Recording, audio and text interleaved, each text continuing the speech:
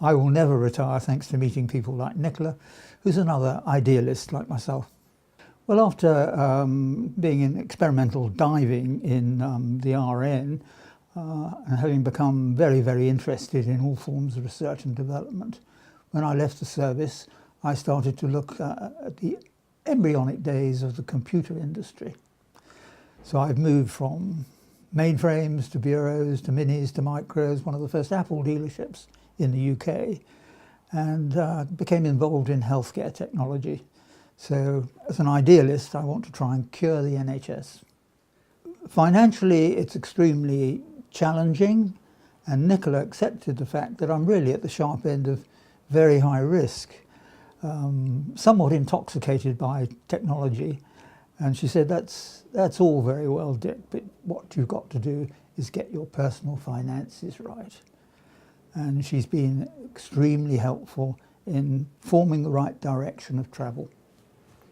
She's very good at making sure that you've got the right priorities. It's all very well getting involved in fascinating technology. We become intoxicated by that. But if you haven't got the bottom line right and you haven't got your personal finances right, you're taking a bigger risk than you need to. So I would say that Nicola is very good at risk management. And by that, it doesn't mean you take low risks, you take the right risks. And Nicola helps you to be established in your right area of risk, which of course is tremendously variable according to your personal circumstances. And I think she got it right for this officer. Your radar is going around the whole time. And Nicola has a very good radar regarding the right sort of investment managers, the right sectors. And she is a specialist in financial services. I'm a specialist in healthcare technology. And this very morning, we established where that balance comes. Nicola helped me to switch one particular investment into another area, which frankly I hadn't had the time to think about. And that's another important factor, I think. Most people working in technology just don't have the time to consider their own financial situation in their own interests, and I'm guilty of that. Certainly family comes first, and within that, of course, education, in my own view, is the most important thing you can do for your children and your grandchildren.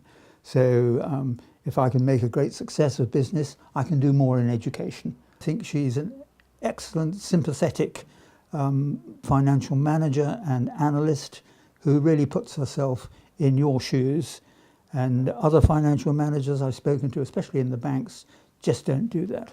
They're mainly self-interested, I regret to say so.